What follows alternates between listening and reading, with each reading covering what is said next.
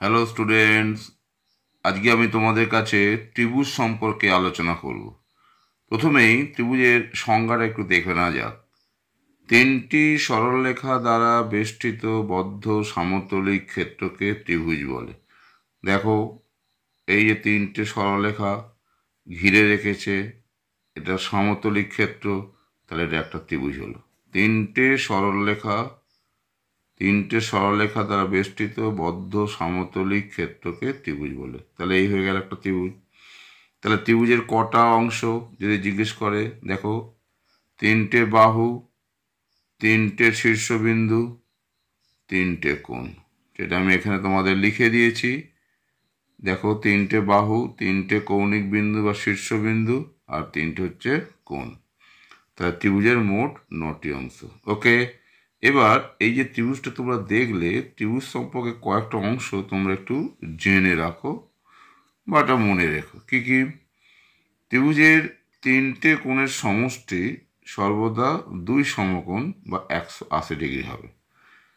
ত্রিভুজের দুটো বাহুর সমষ্টি সর্বদা তৃতীয় বাহুর থেকে বৃহত্তর হবে। অর্থাৎ একটা ত্রিভুজ আঁকতে গেলে ত্রিভুজের যে কোনো দুটো বাহু যোগফল তোমরা করে দেখবে, সেটা 3 নম্বর বাহুর থেকে বড় হবে। যদি না হয় তাহলে ত্রিভুজটা আঁকা যাবে না।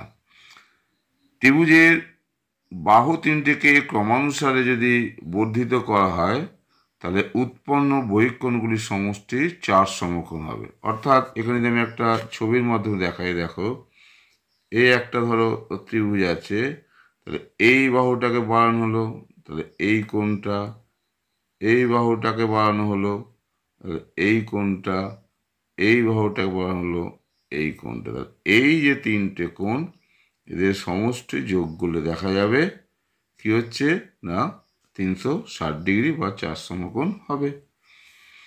ত্রিভুজের কোনো বাহুকে বর্ধিত করলে বহিস্থ কোণ বিপরীত অন্তস্থ কোণের দ্বয়ের সমষ্টির সমান হবে। তার মানে ধরো এই একটা ত্রিভুজ আছে, একে তুমি যদি এই বাহুটা যদি ধরে বাড়াই, তাহলে এই যে কোণটা উৎপন্ন হলো, তাহলে এই কোণ আর এই কোণ এদের যোগফলের সমান হবে। এটা তোমরা পরে উপপাদ্যে পড়বে। আর লাস্ট পয়েন্ট হচ্ছে, ত্রিভুজের দুই বাহুর মধ্যবিন্দু সংযোজক সরলরেখা সর্বদা তৃতীয় বাহুর সমান্তরাল অর্ধেক হবে। এটাও তোমরা পরে জ্যামিতিক উপপাদ্যে পড়বে। আমি আপাতত বোঝাই তোমাদের। ধরো এই একটা ত্রিভুজ আছে, কেমন?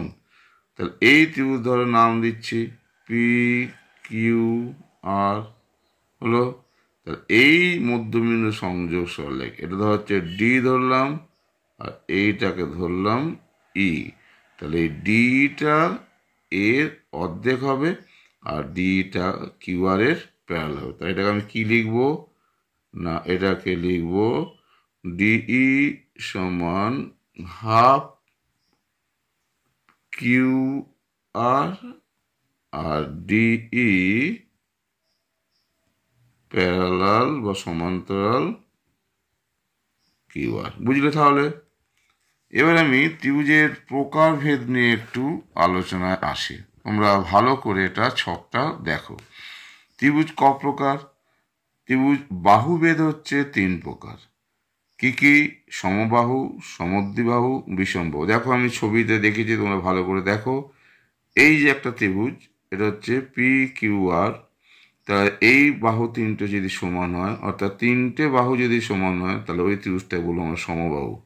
আবার এই ত্রিভুজটার ক্ষেত্রে লক্ষ্য করো, এর দুটো বাহু সমান, তাহলে এটাকে আমরা বলবো সমদ্বিবাহু। আর এই ত্রিভুজে বিষম, অর্থাৎ এই বাহুগুলো হচ্ছে অসমান, তাহলে এটা একটা হচ্ছে বিষমবাহু ত্রিভুজ। তাহলে বাহুভেদের ত্রিভুজ 3 প্রকার। কাকে বলে আমি ছবি সমেকে দেখালাম, তোমরা নিশ্চয়ই ফলো করলে। এবার আমি আসছি কোণ ভেদে ত্রিভুজের প্রকারভেদে। কোণ ভেদে দেখো, ত্রিভুজ হচ্ছে 3 প্রকার: সমকোণী ত্রিভুজ, স্থূলকোণী ত্রিভুজ, সূক্ষ্মকোণী ত্রিভুজ। প্রথমে আমি যদি সূক্ষ্মকোণটাই বেসিক এটাকে নিয়ে আলোচনা করি, যে ত্রিভুজের তিনটে কোণই হচ্ছে সূক্ষ্মকোণ। এই যে সূক্ষ্মকোণ কাকে বলে না, যে ত্রিভুজ যে কোণের মান হচ্ছে 90 ডিগ্রিতে কম। তাহলে দেখো, এই কোণগুলো হচ্ছে 90 ডিগ্রিতে কম, তাহলে এটা একটা হচ্ছে সূক্ষ্মকোণী ত্রিভুজ।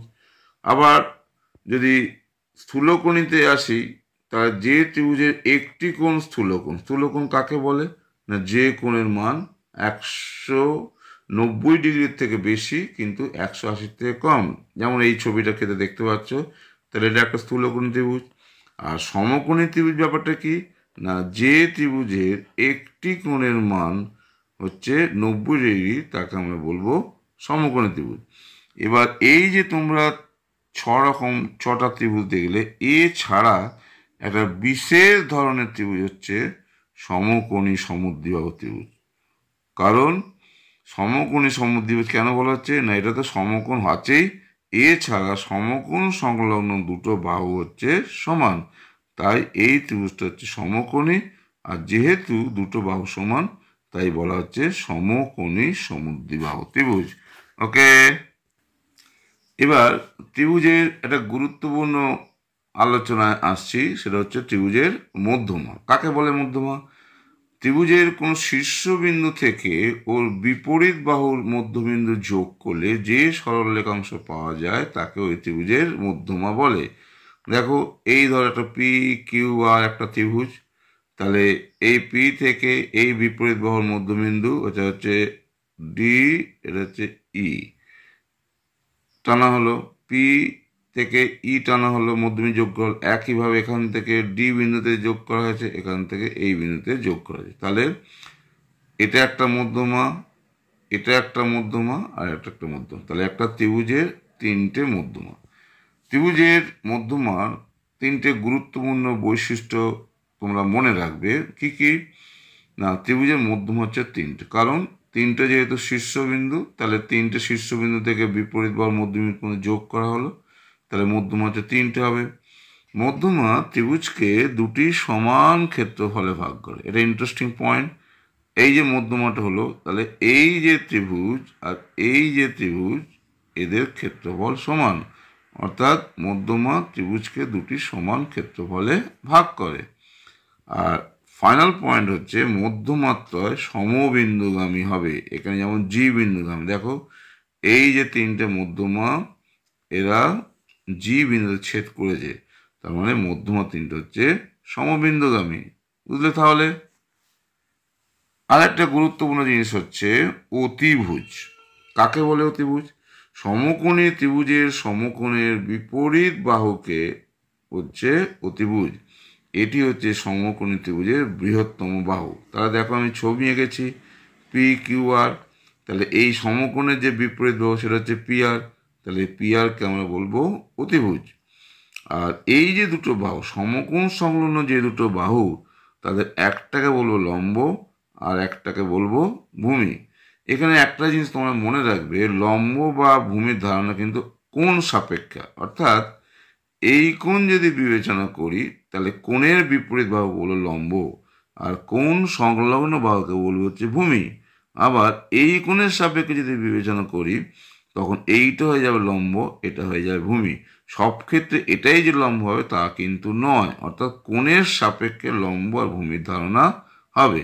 ওকে, আর একটা গুরুত্বপূর্ণ বৈশিষ্ট্য হচ্ছে যে অতিভুজ স্কোয়ার সমান লম্ব স্কোয়ার যোগ ভূমি স্কোয়ার, অর্থাৎ এই দুটো বাহুর বর্গের যোগফল তৃতীয় বাহুর বর্গের সমান, অর্থাৎ পিথাগোরাস উপপাদ্য, যেটা তোমরা উঁচু ক্লাসে পড়বে। তাহলে বুঝতে পারছো? আর এই পি কিউ সমান যদি কিউ আর হয়, অর্থাৎ এটা সমান যদি এটা হয়, তাহলে এই ত্রিভুজটা হয়ে যাবে সমকোণী সমদ্বিবাহু ত্রিভুজ। তাহলে তোমরা দেখতে থাকো। এবার তোমরা কেমন বুঝলে আমি কয়েকটি সংক্ষিপ্ত প্রশ্ন দিচ্ছি এবং উত্তরও করে দিচ্ছি, তবু তোমরা নিজেরা করার চেষ্টা করবে। প্রথম প্রশ্ন দেখো, বলছে 4 সেমি 2 সেমি 7 সেমি দৈর্ঘ্যের সরল রেখাংশ দিয়ে ত্রিভুজ তৈরি করা যাবে কি? যুক্তি দাও। তোমাদের নিশ্চয়ই বলেছি যে ত্রিভুজের যে কোনো দুটো বাহুর যোগফল সবসময় তৃতীয় বাহুর থেকে বড় হয়। তাহলে এখানে দেখো 4 + 2 < 7, দুটো যোগফল বড় নয়, এক্ষেত্রে ছোট হচ্ছে, সুতরাং ত্রিভুজ আঁকা সম্ভব নয়। পরের প্রশ্ন বলছে কি, সমকোণী ত্রিভুজ কি কখনো সমবাহু ত্রিভুজ হবে? যুক্তি দাও। হবে না। কেন হবে না? না, তোমরা নিশ্চয়ই দেখেছো সমকোণী ত্রিভুজের বৃহত্তম বাহুকে আমরা অতিভুজ বলি। তাহলে বৃহত্তম বাহু হচ্ছে অতিভুজ। পক্ষান্তরে সমবাহু ত্রিভুজের ক্ষেত্রে প্রত্যেক বাহু সমান, সুতরাং সমকোণী ত্রিভুজ কখনো সমবাহু হতে পারে না। এটাই হচ্ছে যুক্তি। পরের প্রশ্নে বলেছে সমকোণী সমদ্বিবাহু ত্রিভুজের কোণগুলির মান কত। দেখো একটা তো কোণ তো 90, তাহলে দুটো মিলিয়ে হচ্ছে 90। এখন সমকোণী সমদ্বিবাহু, তাহলে এই দুটো বাহু সমান, তাহলে সংলগ্ন কোণ দুটো সমান হবে। তাহলে দুটো মিলে যদি 90 হয় তাহলে প্রত্যেকে 45 হবে। তাহলে কোণগুলোর মান হলো 90, 45, 45। বুঝলে তাহলে? নেক্সট প্রশ্ন বলছে সমকোণী ত্রিভুজ কোন শর্তে সমকোণী সমদ্বিবাহু ত্রিভুজ হয়। তোমরা আগের অঙ্কেই দেখেছো যে তাহলে এখানেও বলবো যে এটা যদি সমকোণী ত্রিভুজ হয় তাহলে সমকোণ সংলগ্ন যে দুটো বাহু এরা যদি সমান হয় তাহলে এই সমকোণী ত্রিভুজটাকে আমরা সমকোণী সমদ্বিবাহু ত্রিভুজ বলবো। তাহলে শর্তটা হচ্ছে সংলগ্ন বাহুদ্বয় সমান হবে।